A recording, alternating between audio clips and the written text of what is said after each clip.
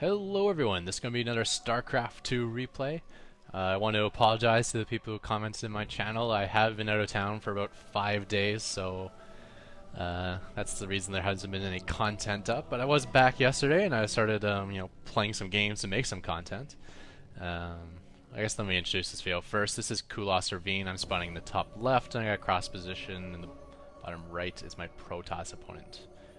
I like that name, Snort. It's like small but effective. Snort. Yeah, so I was out of town. I went to the Kentucky State Fair and I got my hillbilly on, which is kind of interesting as someone who was born and raised in the city. Got a scout, a probe scout coming up from Protoss.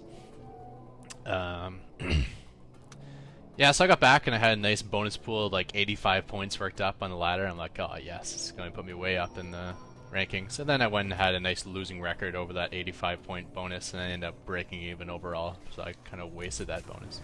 But since then I went 9-4, so I don't know, I think I'm up a little bit since my return.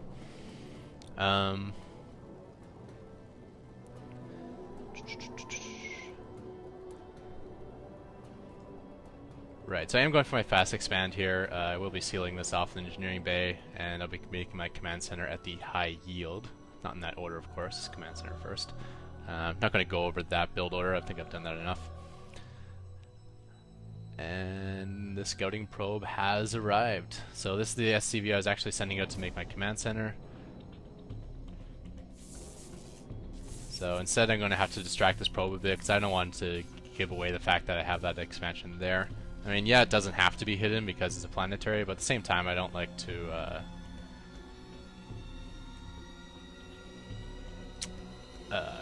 give away the fact that I'm doing it. And it can be abused a little bit just because the minerals are in the front. You can come over here and attack my SCVs being outside of the range of my planetary. Usually not that much of an issue, but it's something to be aware of. So if I can keep this hidden, all the better. He did chase me down over here, so I'm not sure whether he's aware of it or not. He might suspect it. So Kentucky was interesting. My first day there, we were camping down there as well. So first day there on the lake, I swear, like the first thing I heard out of one of the southern guy's mouth, I don't know if he's from Kentucky because a lot of people come from out of town, was like some like stereotypical thing that I would make up if I were imitating someone from this out. It's like father yelling at his kid. He's like, "God damn, boy!" I swear it sounded like that. I know you're making it up. And he's like, "You're gonna cook faster than a lizard on a rock." I guess that's the way of saying put on sunscreen in southern speak. What else did I do? Went to the dirt track races. That was kind of fun. See race cars going around in circles while they create this gigantic cloud of dirt. Like, you can't even see the stars. The whole place is there, and every time it goes around the turn, it kicks dirt in your face, so you get covered in it. Luckily, I had a nice little side pocket in my bag, so I could just throw my dirty clothes in there and not contaminate the rest of my shit. Sending out my first scout now. I like to send the scout, like the SCV I make my command center with, I like to send him as a scout afterwards. And then the SCV I make my first barracks with, he's the one and build a bunker at the front line versus Protoss. And this is key because, the stalker rush is the painful thing, so you want to get the bunker as soon as possible, and use that first barracks to make marauders as soon as possible.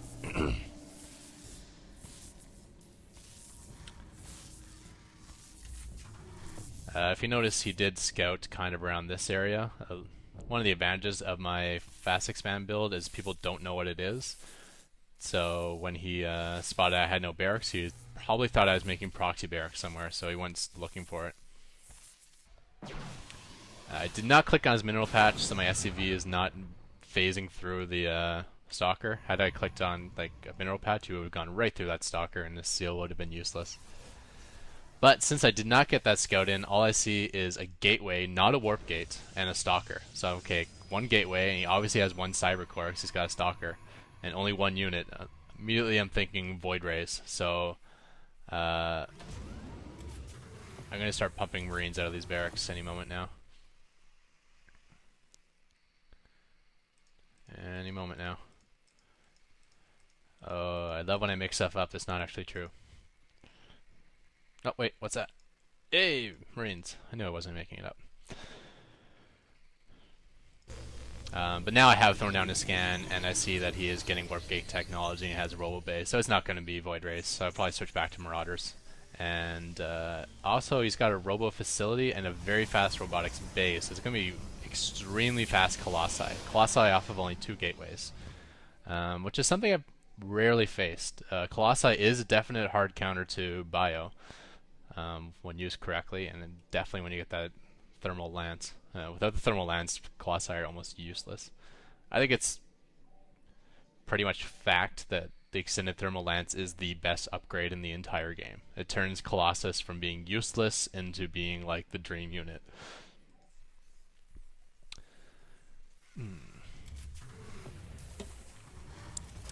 Coffee. This is a morning commentary. I gotta run out soon, so I'm trying to fit in one quick commentary before I go. This coffee's really doing the job. So I'm getting my factory down. I kind of want to get my starport a little bit sooner. That way I can get out like 2 or 4 medevacs and then switch up to Vikings if needed. And it's probably definitely needed because I'm going to be facing Colossi. My harvester count, I've actually been behind him the whole game. At one point I think it was like 20 to 30 or something along those lines. And I had 2 idle SCVs just sitting here because I didn't set up this waypoint properly, or the rally point properly on the planetary. And that's because I supply cap myself, so wasn't my greatest start. I guess I'm a little out of practice, but luckily there was no hard push during that time, because I'm sure my army size was also smaller. So the one thing is I didn't really get a gigantic economic edge, or really not any economic edge, because I've been behind in harvesters. Yeah, I had my expansion up sooner and it was a high yield, so I may have had a little bit of a mineral advantage. But he's been taking in more gas during that time. And now that he's got his expansion up and he has a higher harvester count, it should be pretty even. So now he's maxed out his 4 Vespian, and looks like, yeah, transferring some more probes out to fill the gap in minerals here. But I think I've finally gotten the harvest count back to even-ish, so once these probes are moved over, that 800 is probably going to move up to 1100 or something along those lines. What else? Oh, Kentucky State Fair. Okay, this is an interesting experience. I went to just see like some one of the free live music set was, and it was actually a Hank Williams impersonator. And then halfway through his set, he ripped off his jacket and turned into a Elvis impersonator. And by the end of the set, he was going full-on Lion King style, and he was holding like a live baby above his head, draped in a U.S. flag. And the thing was, he was holding the flag with most of his fingers, so he's like 2-fingering like this. Okay, that sounds like gross. He was holding this baby with 2 fingers in each hand, up way above his head. Like, do not donate your baby to like some weirdo like this. It was like one of the scariest, weirdest things I've ever seen, and the crowd was going wild for it. Like, just up on their feet, hooting and hollering and yee-hawing and throwing their underwear, and they're chewing tobacco up on stage. Very interesting. So he has actually gone to set up his 3rd expansion, so he's got a Nexus putting up here, and it looks like he's pushing out with his first 2 Colossi. And yeah, it looks like my scouting factory is going to spot his high yield soon.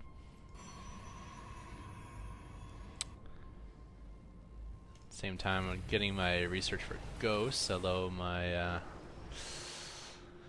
Vespian count is a little disastrous at the moment. But with high mineral count, I'm going to throw down 2 more barracks and get a command center. Still didn't really dent my pooling of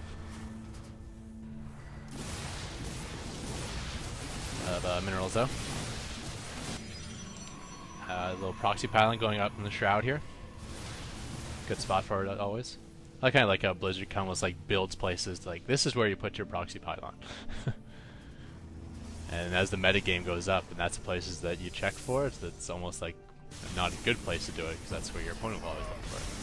He did catch my force moving out. I did blow out the rocks here, so I can get around back.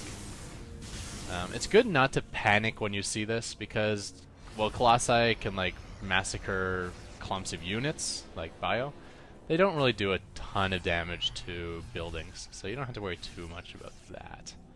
I mean, they're usually only going to hit 1 or 2 buildings at a time, and their damage, well, it's nice. It's not devastating. So, like here, I don't have to rush around back. I can just kind of sit on the edge here and see what I can do from this corner.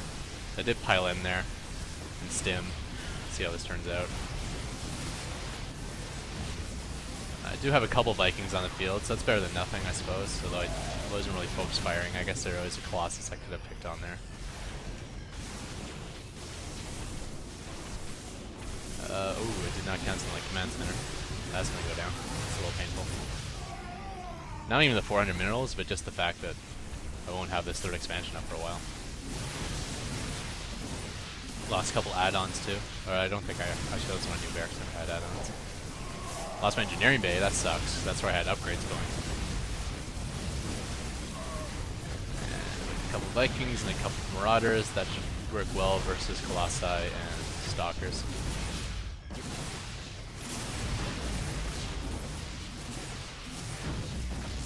That's that. Notice how I reset my rally points. It's kind of key to do that when they're in your base. You don't want them just walking out over here and dying. You set them to a point where they'll start attacking more immediately. I wish there was like a button to turn off rally points, where I could just like control click all my barracks and say no more rally points. Maybe that can be done, I don't know. But sometimes you just want them to be attacking as soon as they come out of the barracks. So I did load up my reinforcements with what I have, hoping that to catch them off guard, because my factory did scout that Nexus.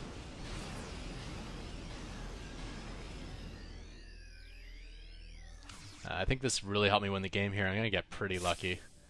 He actually hasn't started mining, so I'm attacking at the perfect time, right when he's transferring out all his probes. So that was a lot of like 3 lucky kills. If I came here any later, he may have already mined like 1,000, 2,000 minerals out of here. If I came any earlier, then I wouldn't have killed a single probe. So I'm not quite sure how big the force is chasing me, so I do retreat, although I probably could have fought that off. But once I get a good idea of what's just Stalkers, I'm like, screw that, I'm turning around and killing these guys. So I traded 1 medevac for 3 Stalkers there. That's a pretty good trade. And I'm just going to send it all back to my front line, regather my force. This space is getting dry pretty fast. I don't think I really noticed it though, so yeah, I'm going to be oversaturated here to say the least for quite a while. This is also the point where I realized, hey, what happened to that command center? Whoops, so only building my 3rd barracks now. And I guess sending out a few SCVs or a few Marines. Why do I always mix up SCVs and Marines? Sending out a few Marines to just kind of take the Zelnagas and to scout various portions of the map. I'm already scouting these 3 bases on the right, so I'm going to have one scout the this area here, and then one for each Zelnaga.